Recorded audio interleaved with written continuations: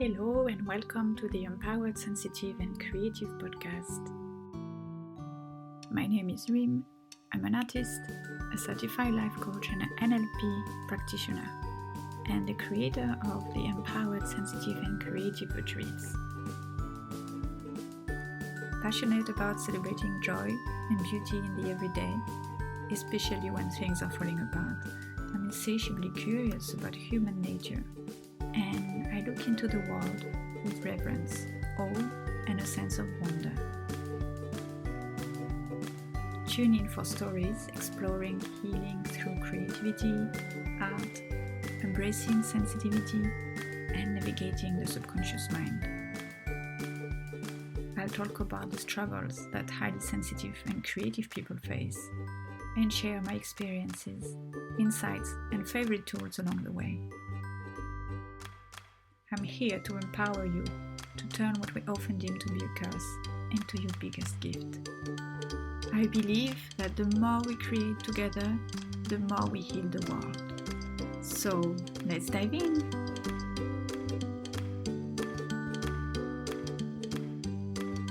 Hello and welcome to another episode of the Empowered, Sensitive and Creative podcast. I'm so happy and grateful for you tuning in.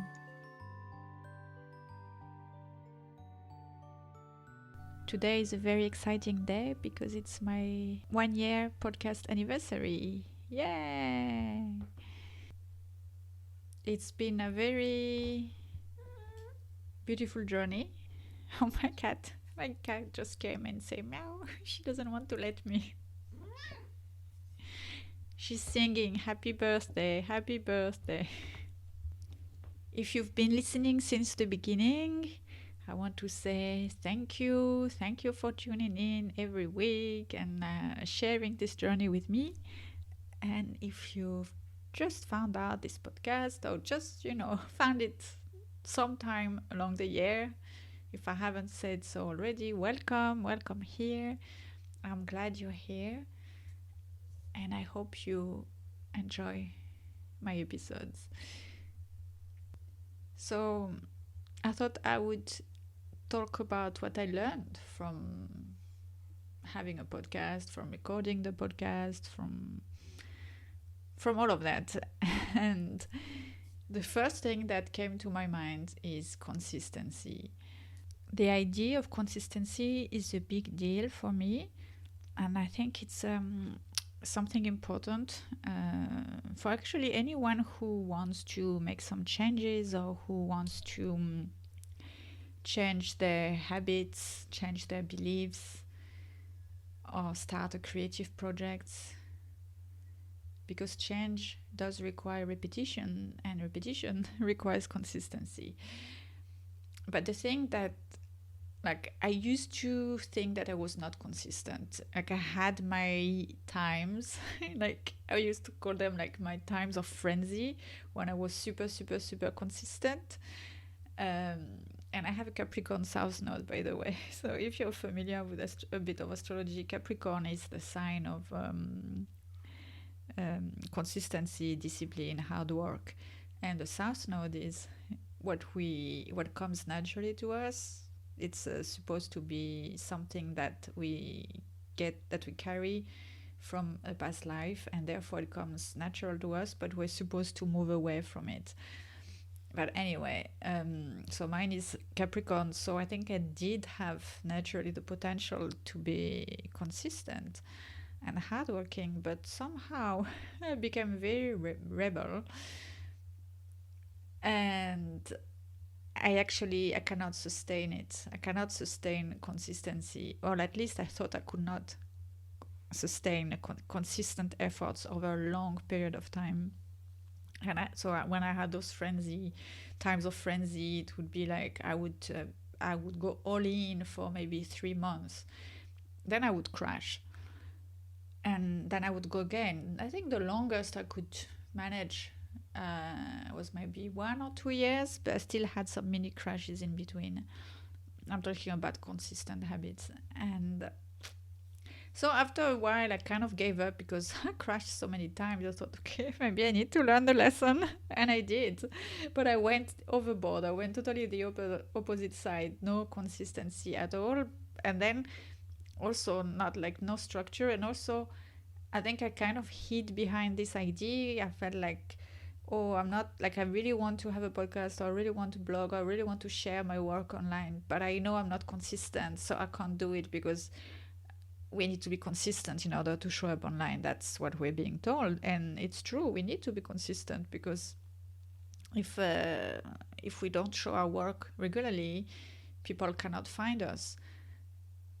And it's not only about that; it's also for ourselves. Like as I mentioned a bit earlier, when you want to make some changes and change your belief, change your habits, you also need some consistency because you need to repeat. It doesn't things don't change if you only do it once. You need to apply and apply and apply and apply so that your brain gets comfortable um, with the new habit, the new belief, and so on. But what I really learned this year, so I've applied myself to do the podcast for 1 year. It was a bit of a challenge. I thought, am I gonna go all in? And yes, of course, I wanted to go all in, and I feel like I did go on all in. But what I realized over the years that consistency is a very subjective um, term. There is not only one way to be consistent. Whereas before I thought, oh, the only way to be consistent is to show up like every day. If you decide that you do a weekly podcast, you have to show up every week.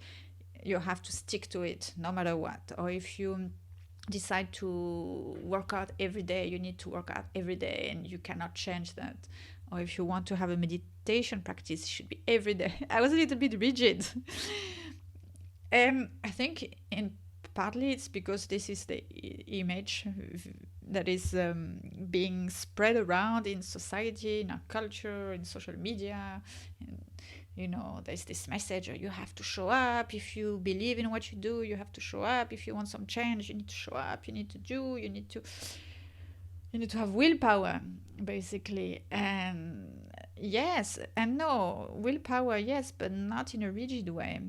And so for me, what I realized, like this year, I really tuned in more and more into my energy and the needs of my body. And I realized I really need flexibility. I thrive in flexibility. It's part of my personality. I hate being tied down to a rigid structure. That's why I really didn't like working in corporate world. I hated having to have the same schedule every day, every week. For me, it's like, ugh, so dull. It feels like it kind of killing my creativity. And also, something just as silly as walking the same route every day to go to point A to point B, it makes me feel so dull and so tired. I don't like it. I need stimulation and change and time for exploration and things that are different than what I expected, So it took me a while to accept that, because at the beginning I still had this shadow of, oh, if I'm not showing up every week as I said I would, it means I'm not professional. But then I did record a podcast about why trying to be professional is unhelpful for us HSPs. So of course I did try to apply the lesson to myself. And you know how it is, you usually talk about, like, you preach kind of what you need or what you needed to learn. So I needed to learn that, and I thought I was fine with that, with other things. But regarding this, the podcast, I felt a lot of shadow that was really making me, like a kind of shame, or it was not shame, but I was feeling guilty if I was not doing the podcast. But I had to, because I had other things going on. Some weeks I really didn't have the inspiration, or I didn't feel like it. I had other projects, and as I say often, it's important for HSPs not to overwhelm ourselves, not to do too many things, not to burn out. Otherwise we can burn out quite easily. So I was focusing on being mindful to that. Like, I know So it was also, actually, that's an important point. That was also a way to show myself self-trust, self-kindness, and self-compassion. Like, to trust that it's not because I don't show up here on the podcast every week that I'm not gonna come back to it.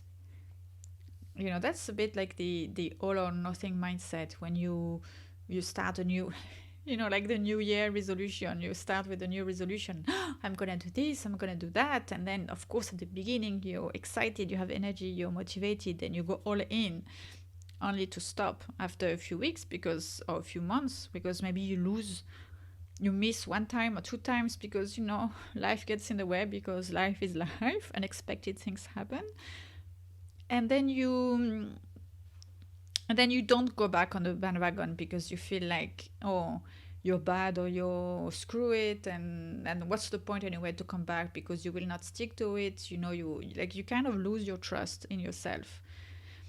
And so I worked on that. I realized that no, I trust myself. I have a good relationship with myself. It's improving every month a little bit more, and I know, like, I'm it's safe. It's safe to take a break when I need to. It's safe to focus on other things when I need to, and I will come back to it. I'll come back to here when I need to. I know I can do that. So, and on the times, of course, I had emotions coming up, and as I said, guilt. I did felt a bit of shame as well. Like, oh, like, really, aren't you ashamed? Like, you're not professional, or you didn't keep your promise. You say you will show up every week and you didn't. So I did have to really nurture myself and nurture my needs, and really talk to myself with kindness, and changing the way I speak to myself when it comes to consistency and to work and to showing up. And so that led me to explore, what does it mean for me having structure and flexibility at the same time. And this is topic, actually, I talked a lot about. I think it's kind of part of creativity and creative process. One needs flexibility because intuition, creativity, inspiration doesn't come on command. It's not something you snap your finger and whoo, it's here. Sometimes it comes whenever it wants to. Sometimes it's when you get out of the way, actually, when you're not focusing on something, that, you know, inspiration comes. But at the same time, you also need some structure, because if you're all flowy, like water, and flowy, and like hoo, whenever, da da da da da, let's see, then it's kind of, you float. And I know this can happen to me. I'm a bit of all or nothing. So either I had this Capricorn thing that is a bit too rigid, too structured, like hardworking, blah blah blah blah, and then I have my other side, which is my Pisces. I have a lot of Pisces in my chart, so I have a lot of water influence, and that's the very flowy, dreamy, kind of spaced out side of myself. So I practiced trying to find a medium, a middle line, you know, between those two. And also, it's like structure, like good structure, good foundation, when they are set in a way that respect your personality, that respect your needs, that respect your energy, then it allows for more flexibility. So it's very interesting. It's a work in progress. So also, you know, I'm working on setting structures, but I'm also allowing myself to be flexible and change the way I approach that. And another thing that I learned a lot from this 1 year of podcasting is the notion of authenticity and vulnerability. I know these words are touted around everywhere. These are very trendy, and I do have a podcast episode about vulnerability hangover, and so I'll put in the show notes all the links. So sorry, because I don't remember the numbers right now. But yes, sharing, like, something that's comes up a lot amongst highly sensitive people and creative people. Like highly sensitive creative people is, if it's authenticity. It's a word, like so often we think we are authentic, but actually we are not completely, especially when we don't do the inner work, when we don't take time to really delve into our inner structures, inner world, inner thoughts, inner beliefs.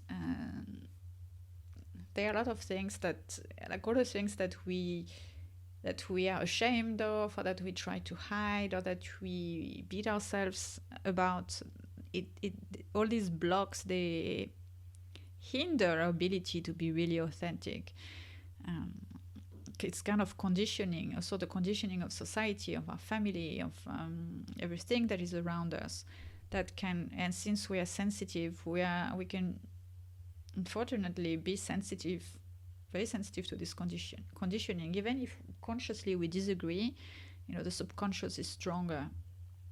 And vulnerability, because we are very sensitive, we've been criticized a lot for our sensitivity, our emotions, maybe the way we see things, perceive things a bit differently, because often we're intuitive and we know things and other people don't. So we've had this. I'm sure all of you have at some point have people tell you you're too emotional, or you're too sensitive, you're too this, blah blah blah blah, and this makes us feel very cautious to appear vulnerable, because we think that if we are vulnerable, it's like we are letting ourselves open to being hurt, and that's scary. So we try to protect ourselves and not share too much and not give too much of ourselves, of our true selves. But okay, I'm getting carried away here because this could be a full podcast topic. So I will stop here, but just saying that sharing my voice, my opinions, my thoughts, my experiences, my knowledge, my skills for 1 year, it was a bit scary. I wanted to do it, like I felt the drive to do it, and the calling to do it. But of course, at times it wasn't easy. And I really wanted to make sure that what I share is authentic. So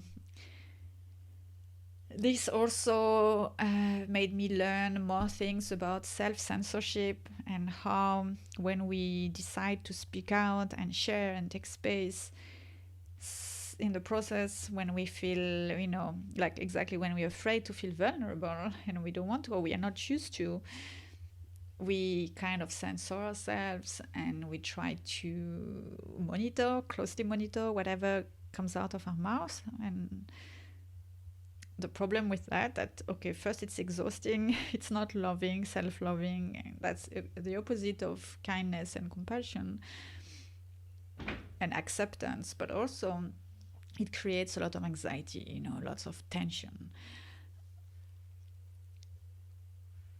I did face that at some points, especially when I want to talk about topics that were more vulnerable or more personal. I felt this very deeply.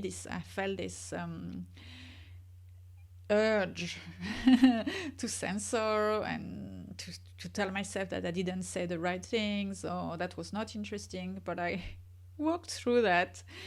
I'm happy to say that I walked through that. I managed the discomfort, and I'm glad, because when you go through the other way of all this discomfort, you feel, you increase your confidence, you increase your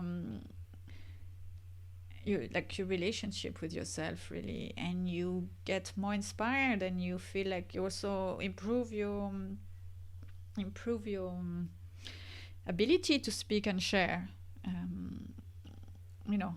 So I think this is a great practice to speak up.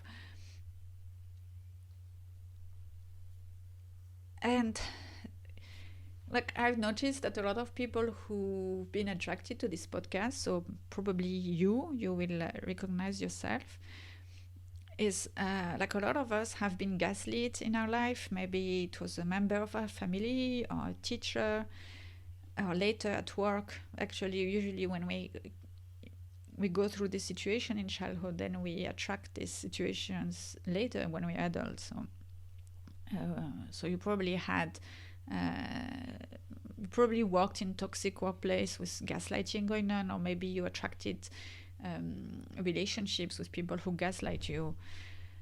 And often when we are used to this general gaslighting, we end up gaslighting ourselves, and this is so sad, because it's so sad, because then you cannot let your brilliance shines out, and your creativity, your creative energy cannot flow. It's kind of contained within, and it cannot go out, and it deprives yourself of the happiness and joy of expressing who you are, and also helping others that way. And when we are gaslit and we gaslight ourselves, we become adept at self-censorship, really.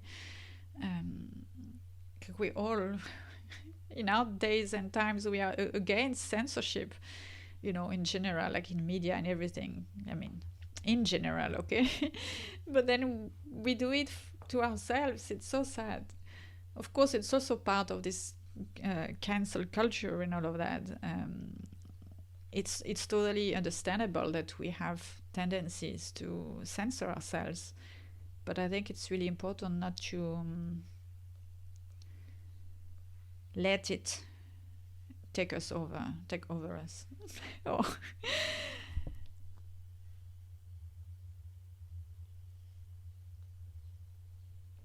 And that's when the power of intention comes up and makes even more sense. For example, since I'm talking about this 1 year podcast anniversary, everything that I learned, I had set an intention before. For me, it was very clear why I was doing this podcast. It was to help and support other sensitive and creatives who are like me, who have issues with authenticity or vulnerability, not authenticity, but showing up authentically and expressing themselves, and who grew up in narcissistic families, and who tend to get overwhelmed and burn out and all of that. So, and who don't feel confident to share their creativity. So for me, that was really clear. I want to help sensitive and creative people to feel empowered and live their life according to their own rules, not according to other people's rules. And I wanted also to use this podcast as a vehicle for me, for my self-expression, and to practice taking up space and, and feeling more comfortable in my own skin. And I'm glad, because it did help. And every time, like everything that I say, all these challenges that I faced, I remembered, I always reminded myself of my intention. Like, Reem, why did you decide to do the podcast? Why are you continuing? Why do you want to continue? Why are you doing this? Why do you put yourself through the trouble and the pain? Because discomfort is painful. Changing habits, changing beliefs, changing, like, getting ourselves out of the comfort zone is not easy. It can be joyful, it can be fun at times, but sometimes it's not easy at all. It doesn't mean it's not worth it. And it doesn't mean, it's kind of, the paradox. It's painful, but it's gratifying. And at the end, it becomes joyful. So the power of intention is super important. And that leads you to show up and have courage. And talking about courage, showing up also comes in different ways for different people. I think it's great to develop this courage to show up your way. You don't have to do the way everybody else is doing. It's unique to each of us. Letting go of the shoulds is so important in any creative endeavors. And I believe our life is a creative endeavors. Of course, there are some rules and norms in society that we cannot curb, and it's good. We need structure, right? But within the structure, we need flexibility. I'm always going back to that. it's we need to give ourselves the freedom, the power to do things our own way, as long as it doesn't harm anyone, of course. And very often, the only people it harms, it's ourselves. So, okay, so I talked about a lot of things already. Yes, I thought about another point. So, like, what we enjoy. So I said the process of changing is sometimes painful, but also what we enjoy doesn't what we enjoy doesn't always come easily. So if I talk, like, talking about the podcast, for me, like, I love communication. I really love to meet different people. I'm always curious. I love asking questions. I love learning. I love listening to podcasts. I love reading books. I'm kind of a learning sponge, absorbing anything I can. And I also love sharing what I know and what I learn. That it really gives me energy to do that. Yet it's not. It doesn't always come easy to me, and it didn't always come easy to me. And maybe you don't notice it. I know some people have told me, it seems so easy for you to talk on the podcast, and you easily share your thoughts or your family, your personal experiences and challenges and what you learn. And I'm like, yeah, it's true. Because again, the power of my intention is stronger than everything else. And that's the kind of dedication. Maybe that's the real consistency, being consistent with your intention, by the way. But it's also like, because I know it's part of my personality deep down. It's just that I had, with growing up and experiences and all of that, I had layers of grit, of sand, or of dirt, if you will, that build up on top of that core of me, this communicative core of me, of who I am. And I couldn't feel it anymore. I kind of had lost that part. But I remember, like, some of my earliest childhood memories that I connected with them when I did some self-hypnosis, which this was amazing. But anyway, some of my first childhood memories are me as a very, very young child. Maybe I was 1 or 2 years old. No, I could just walk. And we had a neighbor, a girl, she was slightly older than me, but always wanted to go down and talk with her and play with her. But at that time, my elder sister, she was not social as me. And my family, my parents, especially my mom, who she was going through a difficult time. She had a lot of anxiety and fears at that time. So she didn't encourage me to go to that girl. And my sister didn't encourage me. She was kind of jealous. She wanted me for herself. And me, I didn't know. But initially I wanted to go and talk and share and laugh and, talk with other people. But I realized, like, I was shown by my family that it's not the right thing to do. And I think it really curbed my enthusiasm to be social. I'm not saying it's their fault. It was there, especially like my mom. She could not help it at the time. And I think she's also like me. She also has this very social core, but she let her fears and anxiety take over. And I totally understand. She had a lot of, everybody has their reasons and their experiences and challenges. But then after, what I mean is, like, the memories I have after that is growing up shy and thinking that I'm not social because I was really shy, very introvert. I felt like I'm the weirdo. I was always the foreigner. No, I mean, yeah, I don't know. I felt like I was different. I was very dreamy and, not good at sports and all of that cliche about introvert creative kids, But I know this desire to communicate was there underlying, and it came out in my teenage years. I was outgoing there, and I remember when I was like 14 or 15, I even got elected the class representative, something like that. I'm not sure how we say that in English, but basically the class chief or something like that. So I remember I was quite ballsy back then and outgoing, and it was great. But then again, in my early work days, when I was in my 20s, I I got into work environments that were very toxic and that didn't encourage self-expression, but it was rather silent obedience, even though it was in fashion and we were supposed to do creative work. It was like, be creative with your hands or with your art, but not with your expression. Or you can be self-expressive with your clothes, but not with your voice. So I think that really led me further away from my real self, from my inner child, the social inner child. So I'm thinking maybe also you have, like, if you have this desire within you to start a podcast, or start, even if it's not a podcast, I mean, you don't have to do that, but you speak out more. Maybe at work you feel like you don't feel comfortable sharing your opinions. You have a lot of ideas, but you don't feel like sharing them. You're afraid. Maybe you don't feel comfortable with that, or maybe with your friends or your family. Or I think, I mean, maybe in negotiations with clients, it's difficult for you to really speak your mind.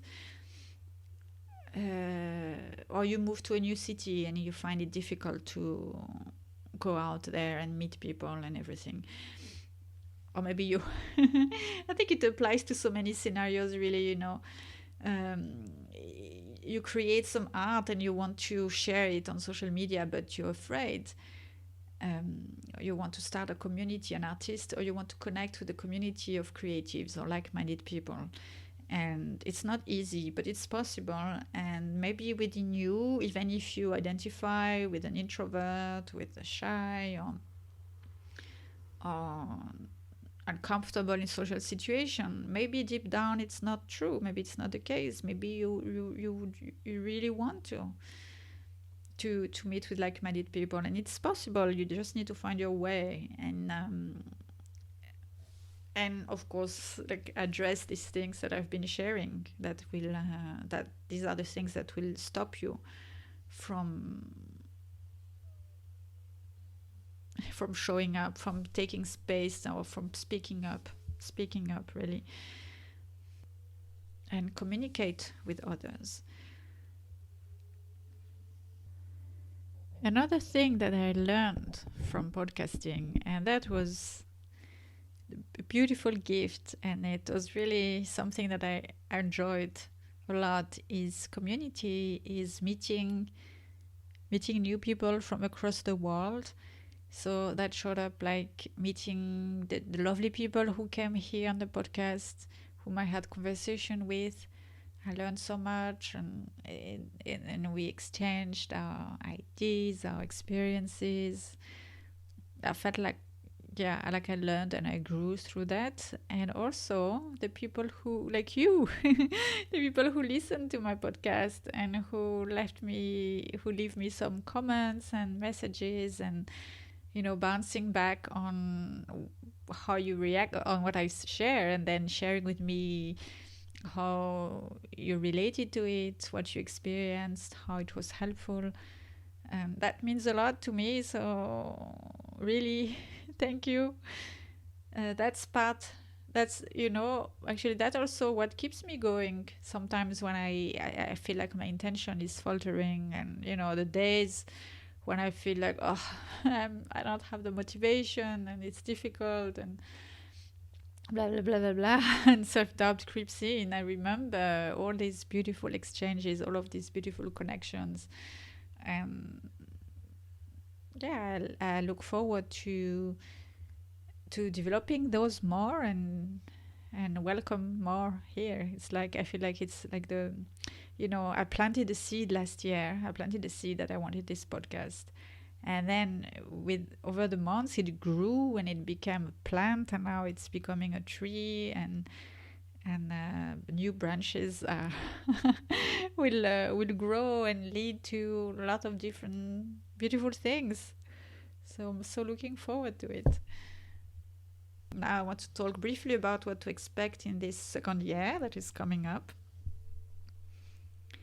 I want to release even more the pressure and accept the pressure to be consistent in a very rigid way. I'm going to allow myself to flow and to publish the podcast whenever I feel like it, whenever I have energy for it, and not beat myself for it. So, and that's in doing that, I want also to give you the permission, like if you've also been afraid to do something because you're scared, or you're worried that you have to stick to a very rigid planning, I want to say no, you don't have to. We are all different. It doesn't matter as long as you keep showing up, because at the end of the day, what counts is the repetition. It doesn't mean you have to repeat every day or every week.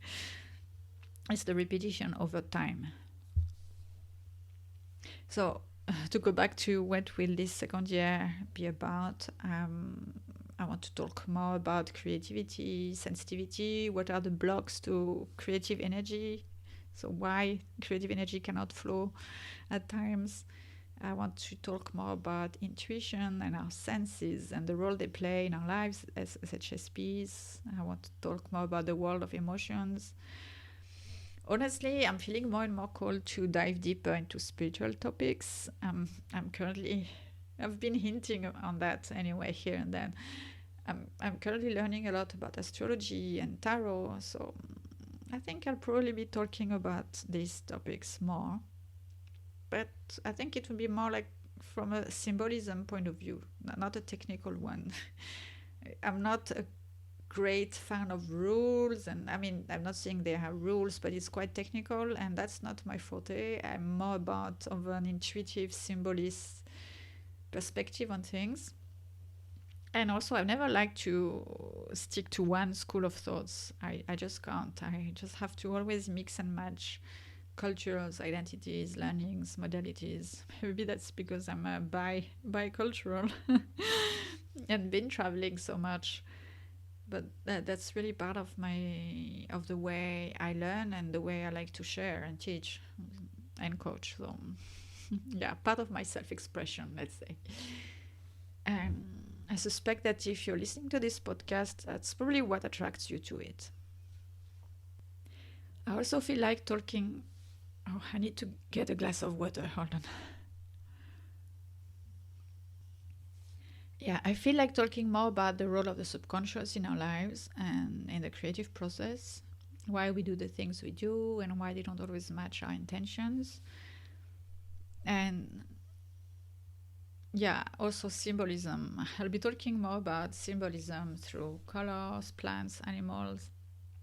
I feel like nature is a source of wisdom, and first and foremost, our biggest teacher. And I want to learn more about that. Like this year, I've been staying over this year and the past 1 or 2 years. I've been living in the countryside here. I'm in my island, but I'm still very close to nature. I have a garden. I'm going to the beach almost every day. Before I was hiking in the countryside every day. So I've been really close to nature, as compared to before when I used to live in cities, big cities. And it's been really beneficial. I feel like I've learned so much, and it helped me to calm and reset and quiet my anxiety by spending time contemplating nature. I feel also like I've had so much more creative inspiration, and that my intuition was much stronger. And recently I've had some really uncanny visions about, with symbols and stuff. So I want to share more with you. I think it can help you too. And after all, our subconscious understands better through symbolism. It's a simple, our subconscious is like an inner child, a little child. It understands with simplicity, with creativity, imagination. So I think that's what I'm thinking that this podcast will direct to. And and explore all the ways that you as a sensitive and creative soul can feel empowered and take more space and be courageous and follow your dreams, follow your desires, follow your creativity, and that way feel fulfilled. Thank you for listening. Thank you for being here with me, and I look forward to seeing you next time. Bye. Thank you for tuning in. I hope you enjoyed this episode, and if it has inspired you, please share it around you. Also, if you feel called to it, please subscribe to the podcast and leave me a review. It really helps to spread the word out.